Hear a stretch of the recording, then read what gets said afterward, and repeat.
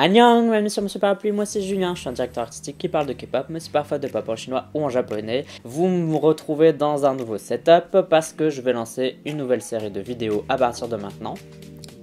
Je vais lancer en fait un nouveau type de vidéo, c'est pour ça que vous me voyez dans un nouveau setup, parce que je voulais quand même changer, parce qu'on voit toujours mon espèce de mur avec mes albums d'habitude. Des vidéos où je vais parler en fait des news liées à la K-pop, où je vais un peu donner mon avis sur des choses, parce que bah voilà, j'adore donner mon avis, un peu comme tout le monde, hein. Comme le dit le dicton, tout le monde a un anu et on n'en sort souvent que de la merde. Et donc je vais faire pareil. Ce sera un format un peu plus cool, où voilà, je suis posé dans mon canapé.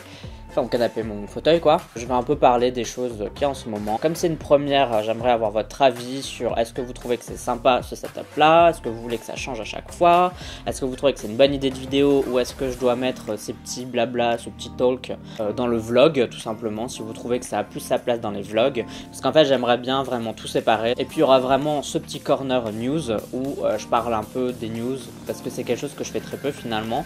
Et je sais que les gens aiment ça, on m'a déjà demandé mon avis sur des trucs un peu qui sont liés un peu à la vie de tous les jours de la K-pop. Et ça m'intéressait de faire un truc comme ça. Donc voilà, donc ce sera pas trop putaclic, ce sera juste moi qui chill dans mon fauteuil et je vous parle un peu, je vous donne un peu mon avis. Mon point de vue qui est personnel. Bon, comme tous les avis perso, vous le savez, il y aura des gens qui vont écouter ce que je vais dire et qui vont trouver que je dis de la merde et des conneries. Et puis il y en a d'autres qui vont dire, ah bah je suis complètement d'accord avec lui, blablabli blablabla. Donc n'oubliez pas, entre guillemets, ce postulat de base parce que, comme vous le savez, tous les avis sont dans la nature et on peut être tous ou pas d'accord avec ça. Donc c'était une intro assez longue pour présenter un peu ce type de vidéo, et donc j'ai hâte qu'en commentaire vous me disiez un peu ce que vous en pensez, parce que quand même ça m'intéresse. Est-ce que je dois complètement supprimer ce type de vidéo et ne plus jamais en faire, ou continuer à en faire mais le mettre dans les vlogs? Vous me dites un peu ce que vous en pensez, si vous trouvez que c'est une bonne idée ou pas. Donc voilà, aujourd'hui on va parler d'un truc qui est assez important dans le monde de la K-pop, c'est Seungri de Big Bang qui est dans une affaire assez sale. De corruption globalement, hein, c'est un peu ça, réseau de prostitution, etc. C'était quand même intéressant d'en parler un peu tous ensemble et d'avoir des avis différents là-dessus.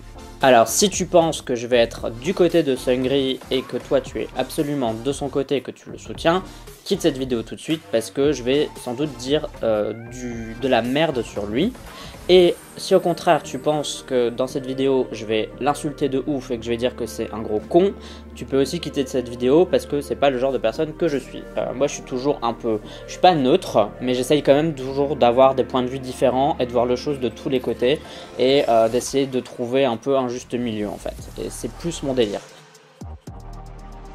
Donc petit rappel des faits, Seungri du groupe Big Bang est impliqué dans une histoire assez glauque quand même, réseau de prostitution, corruption de la part des policiers et de petits machins, parce qu'il est le co-PDG, donc le co-directeur d'une société qui s'appelle Yuri Holdings.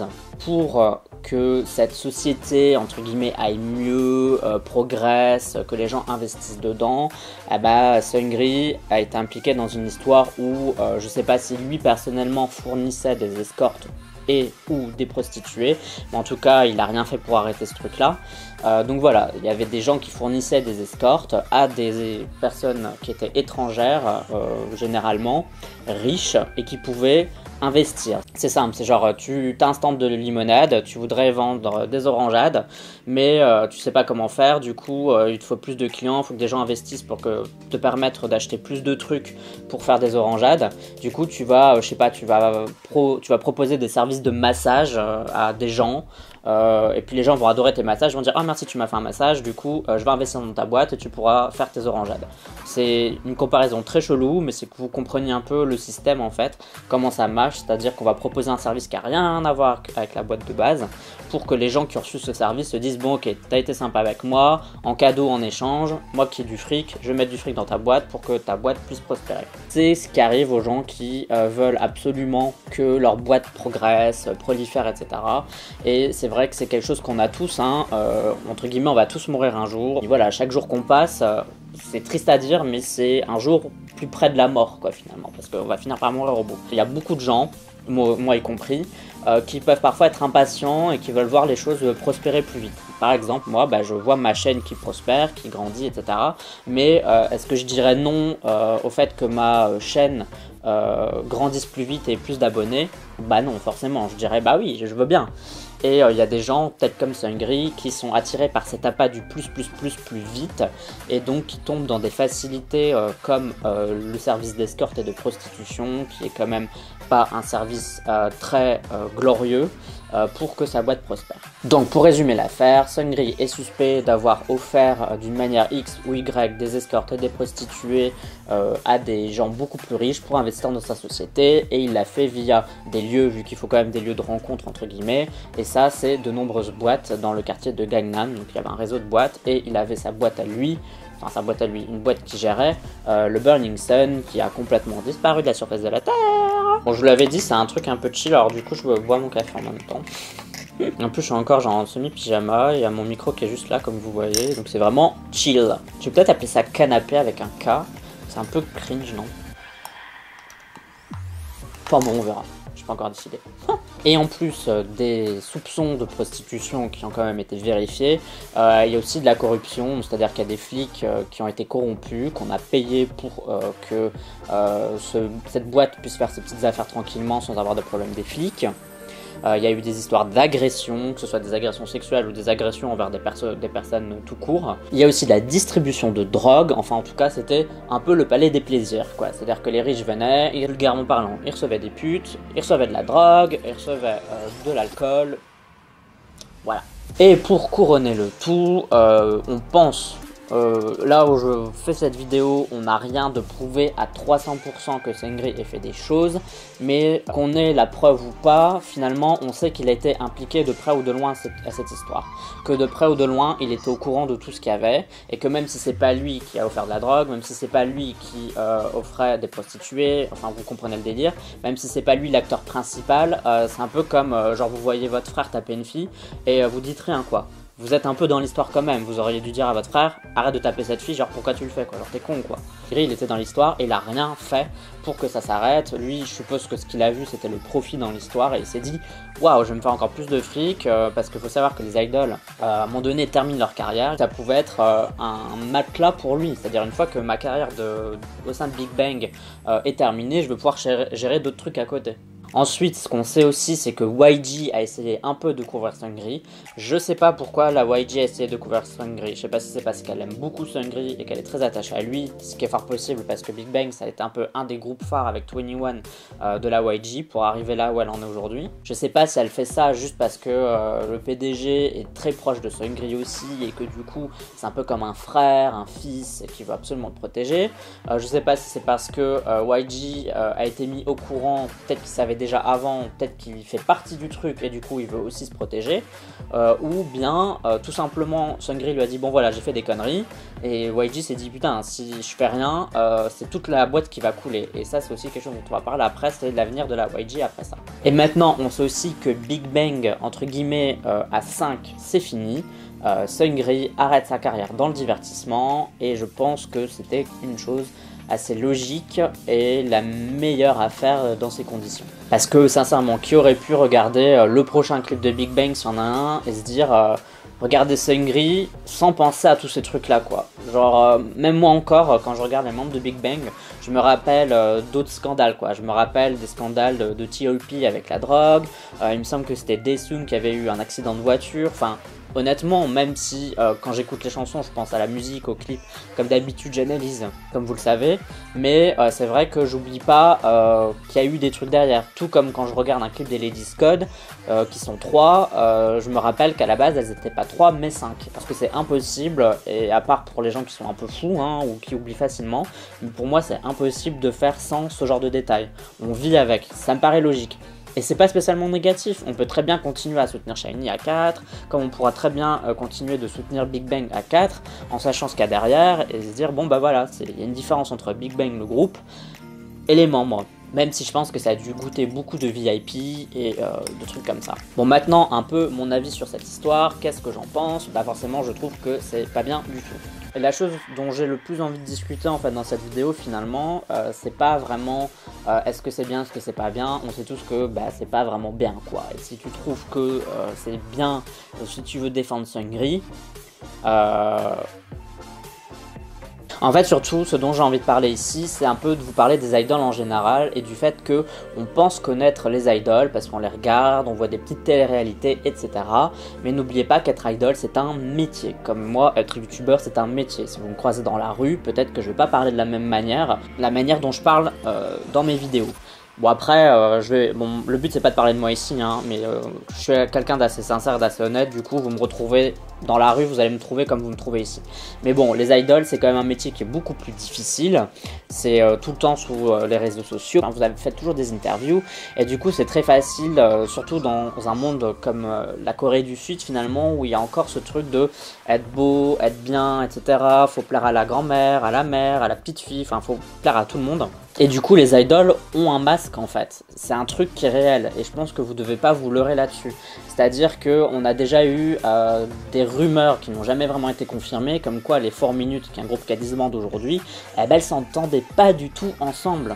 Et j'avais regardé une vidéo de Crazy Grace, Grace qui fait une chaîne YouTube, elle avait fait Unpretty Rap Store, et donc elle avait fait une interview avec Mirio des Brown Girls et avec Subini qui a aussi une chaîne YouTube, et Subini a aussi fait partie d'un groupe. Elle lui pose la question sincèrement, elle dit est-ce que tu t'entends bien avec tes membres? Elle le dit franchement, on se prenait la tête tout le temps, genre vraiment tout le temps. Donc on pense toujours que nos idoles sont potes entre eux, ah ils sont comme des frères, nanani nanana. Même Key de SHINee a dit qu'ils ont fait de la colocation à 5 pendant 4 ans. Et qui disait c'était le bordel tous les jours. On se prenait la tête tous les jours, on se supportait pas. Genre littéralement il le dit quoi. Genre on s'appréciait pas. Genre on travaillait ensemble, on faisait genre on est potes, on rigole ensemble lors des émissions de variété. Mais on se piffre pas quoi. Et c'est au moment où chacun a pris un appart, chacun dans son coin, qu'ils se sont rendus compte quand même qu'ils s'appréciaient, qu'ils s'aimaient bien. Et que ils étaient importants les uns pour les autres. Et qu'ils sont vraiment devenus potes et meilleurs amis à ce moment là. Et vous vous rendez compte c'est que pendant qu'ils étaient dans le même dortoir finalement, ils s'appréciaient pas du tout. Je sais aussi qu'il y a Minho qui avait dit que pendant au moins 1 an après les débuts, il parlait pas à Key en dehors des émissions de télé parce que juste il l'aimait pas sa personnalité. Donc ça vous le savez, les groupes de K-pop, en fait c'est des gens qui sont des trainees dans des agences et puis on prend toi et on vous met ensemble. Et que vous vous entendiez bien ou non, que vous soyez potes ou non, l'agence elle en a rien à faire, le but c'est de faire un groupe qui va marcher et qui va vendre des albums. Je suis pas là pour casser le délire de tout le monde, hein, mais peut-être que pour ceux qui savent pas ou qui savent pas comment ça marche, je pense que c'est quand même quelque chose dont on doit parler quoi. Du coup tout ça pour dire, est-ce qu'on connaît vraiment bien nos idoles ? La réponse est non, on peut pas dire oui. S'il y a vraiment quelqu'un là qui a envie de me dire moi je suis pas d'accord, pour moi je pense que je sais pas les BTS ils sont vraiment sincères, je pense que Blackpink est vraiment sincère, nanana. Non, genre je veux même pas en parler, c'est non. C'est un métier en fait, c'est leur but de faire ça, c'est leur but d'être sympa, d'avoir l'air sympa en fait. Après, est-ce que des idoles comme BTS, maintenant qui sont beaucoup plus connus, se permettent d'être plus naturels, de dire plus de choses ouvertement? Aussi, mais à la fois, ils savent que maintenant qu'ils sont énormes et qu'ils sont gros, il suffirait d'un petit truc pour les faire redescendre en fait. Il suffirait que demain on apprenne que, je sais pas, Namjoon aurait agressé une fille, et imaginez le scandale que ça pourrait être fait. Donc du coup, à la fois ils sont plus naturels en parlant, et en même temps ils doivent aussi faire de plus en plus gaffe à ce qu'ils font quoi. Appréciez vos idoles pour l'idole. Genre, quand vous aimez un groupe, vous vous dites qu'il y a la personne idole et la personne réelle. Vous pouvez aimer Seungri l'idole, celui que vous voyez dans les émissions de variété, celui que vous voyez dans les MV, et à côté de ça, ne pas oublier qu'il y a une vraie personne humaine derrière qui fait des trucs, et comme tous les humains, elle peut faire des conneries ou peut être un vrai salopard. Ça, faut vraiment pas l'oublier, et je pense qu'il y a beaucoup de gens qui oublient ça et qui pensent que ce qu'on voit entre guillemets à la télé, dans les MV, c'est la réalité. C'est pas la réalité. Tout ce que vous voyez à travers vos écrans, c'est pas la réalité, et c'est un peu dur entre guillemets à avaler hein, pour certains, mais voilà. Je vais vous donner un autre exemple, une petite anecdote d'un groupe dans les années 90. Alors je sais plus le nom de ce groupe, mais c'est une histoire vraie. En gros, c'était un groupe qui faisait de l'eurodance, qui est un genre musical très populaire dans les années 90. C'était un chanteur et une chanteuse. Leur groupe est devenu hyper populaire, mais c'était à l'époque où il n'y avait pas encore énormément de clips, etc. Et dans leurs clips, on montrait pas spécialement leur tête, il y avait beaucoup des danseurs, etc. Et puis ils changeaient de look quasiment à chaque nouveau titre. Donc du coup on avait un peu une difficulté à savoir quelle était vraiment leur tête quoi, on savait plus ou moins mais c'est tout. À un moment donné, le groupe est devenu hyper populaire et forcément le mec et la fille ont dit bah notre groupe devient populaire, on veut être payé plus quoi. Genre vous faites un max de fric et nous on gagne toujours pareil qu'au début et ils gagnaient rien au début. Ce qui est tout à fait normal et légitime. L'agence, qu'est-ce qu'elle a fait? Elle a dit non mais vous vous prenez pour qui? Vous vous prenez pour des starlettes en puissance, c'est nous qui faisons la musique derrière vous, vous allez arrêter d'ouvrir votre bouche. Et qu'est-ce qu'ils ont fait? Ils ont viré les deux, littéralement, et ils ont fait un casting pour trouver deux nouvelles personnes, un mec et une fille, et ils ont refait le groupe, tout simplement. Et les gens qui écoutaient le groupe avant, on leur a jamais dit que ces gars avaient été remplacés, en fait. Du coup, ils ont continué à sortir de la musique, en étant toujours aussi populaires, et voilà. Et un jour, il y a deux gamines qui vont au concert, c'était au concert, le groupe venait sur Paris, et les deux gamines, on les filme, etc. Et on dit truc et machin, vont voir le concert de ce groupe-là. C'est la première fois qu'elles vont croiser leur idole depuis 5 ans qu'ils suivent ce groupe. Une des filles donne la bague, je pense, de sa grand-mère, donc c'était vraiment un objet de valeur à la chanteuse, parce qu'elle arrive à croiser la chanteuse, elle donne la bague de sa grand-mère. Elle lui dit je te donne ma bague parce que pour moi t'es une chanteuse super importante, j'aime beaucoup ce que tu fais, et voilà. Elle donne sa bague, elle sort du truc, elle en pleure parce qu'elle a rencontré son idole, et puis le mec de l'interview lui dit « Est-ce que tu sais que c'est plus la même depuis 6 mois ? Est-ce que tu sais que la meuf à qui t'as donné ta bague, c'est une inconnue que tu connaissais pas il y a 6 mois, c'est pas celle qui a chanté tous les titres des 5 précédentes années, elle est juste là sur le dernier single. » Et là je vous dis pas, la fille, elle est décomposée. Elle se dit genre c'est une blague. Vraiment, c'est une blague là ce que vous me dites, genre ce qu'on pense être n'est pas spécialement la vérité. Alors après, faut pas être parano, hein. Il y a une différence entre avoir un esprit critique et réussir à séparer les choses, et après être parano et penser que tout le monde est méchant, que dans tous les groupes tout le monde s'entend pas, etc. Bon, maintenant on va peut-être un peu parler de l'avenir de Big Bang, de Seungri et de la YG. Pour moi, Seungri est mort et enterré. Je pense que ça va être très compliqué pour lui de revenir. Les Coréens sont pas dupes et surtout c'est un peuple entre guillemets qui est très rancunier. Je me souviens de la vraie fausse histoire des tiaras, le scandale des tiaras. Les Coréens les ont jamais vraiment excusés quoi. Même quand on a su que c'était faux, ils étaient toujours un peu en mode ouais mais si c'était vrai quand même finalement, vous voyez. Donc là en plus on a des preuves. Je pense que pour Seungri c'est mort. Est-ce que les Coréens vont délaisser Big Bang? J'ai pas de vraie réponse à donner là-dessus. Je dirais plutôt oui que non. Parce que je pense que le fait que Seungri ait fait des conneries, on va ressortir les conneries des autres, forcément. Les gens vont dire, ah regardez, Seungri a fait des conneries, mais n'oubliez pas que tel membre a fait des conneries, tel membre a fait des conneries, et tel membre a fait des conneries. Donc du coup, c'est un membre à conneries, donc arrêtez de les soutenir, parce qu'en fait, on sait pas ce qu'ils auraient pu faire de pire et qu'on nous a couché jusqu'ici. Je pense que c'est vraiment quelque chose qui pourrait arriver en Corée, et je pense que Big Bang est malheureusement un groupe du passé. Ils vont peut-être revenir, je l'espère pour les VIP, mais là maintenant tout de suite si je devais dire ils reviennent ou ils reviennent pas, pour moi c'est ils reviennent pas. Je pense que ça va être très compliqué de se relever après ce qui vient de se passer. C'est très compliqué, dommage pour tous les gens qui attendaient un comeback de Big Bang après la fin de leur service militaire et que tout le monde soit réuni, mais ça me paraît hyper chaud le lapin. Maintenant la YG, la YG c'est à double tranchant, je pense qu'il y a des groupes de la YG qui vont rester intouchés, je pense que pour Blackpink il n'y a pas trop de problèmes etc à voir, néanmoins si on sait que la YG, des grandes pontes, les gens qui sont dans les strates supérieures de la hiérarchie à YG Entertainment sont impliqués un peu de loin ou beaucoup dans cette histoire, je pense que ça va être très ennuyeux pour eux parce que là les Coréens pourraient aussi faire une espèce de boycott et boycotter les artistes. Ça c'est vraiment quelque chose qui peut arriver en fait. Ils peuvent boycotter les artistes de la YG, ils peuvent se dire Blackpink n'ont rien fait, mais vu qu'elles viennent de cette agence de bouffons entre guillemets, on arrête d'acheter leur album. Ça je pense que c'est possible. Après je pense qu'au niveau international les gens s'en foutent un peu et elles continueront de marcher. Il faut avoir plus d'infos et même j'ai envie de dire c'est horrible, mais même si la YG devait être impliquée, c'est une agence qui a beaucoup de pouvoir en Corée. C'est une agence qui a beaucoup d'argent et elle pourrait étouffer tout ce qu'il y a de négatif autour d'elle, tout simplement. Donc j'essaye pas d'être parano, je dis pas que la YG est forcément coupable et a fait des trucs pas bien, je dis juste que si elle a fait des trucs pas bien, elle pourrait étouffer les trucs et continuer son petit bonhomme de chemin, pour le meilleur et pour le pire. Et sachez que si la YG a fait des conneries, il y a peut-être d'autres agences qui ont fait des trucs pas honnêtes. On sait aussi qu'il y a des agences qui sont pas hyper sympas, qui ont donné des contrats à limite d'esclavage à leur idole, on a déjà eu plein de problèmes. Enfin, je ne vais pas ressortir tous les problèmes, mais vous savez qu'il y a plein de groupes qui ont essayé d'attaquer leur ancienne agence en justice, c'est pas une nouvelle histoire. Et du coup, bah, je pense que ne soyez pas naïfs et sachez qu'il y a certaines agences qui sont pas hyper saines.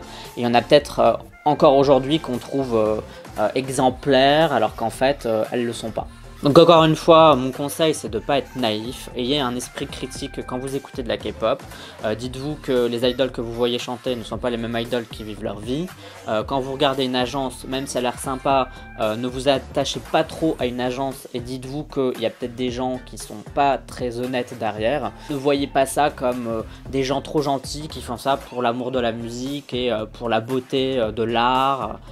C'est faux. Mais pour autant, c'est pas pour ça qu'il faut pas continuer à écouter de la K-pop et pas soutenir. Ça reste un genre musical. Il y a quand même des gens qui sont de bonne foi derrière et qui veulent toujours vraiment proposer des trucs. Il y a des idoles qui vivent vraiment leurs rêves et faut continuer à soutenir si vous aimez vraiment ce que vous écoutez. Bon, je pense que j'ai un peu dit sur ce petit talk là à propos de Seungri. J'ai un peu donné mon avis et je vous ai un peu dit ce qu'il en est.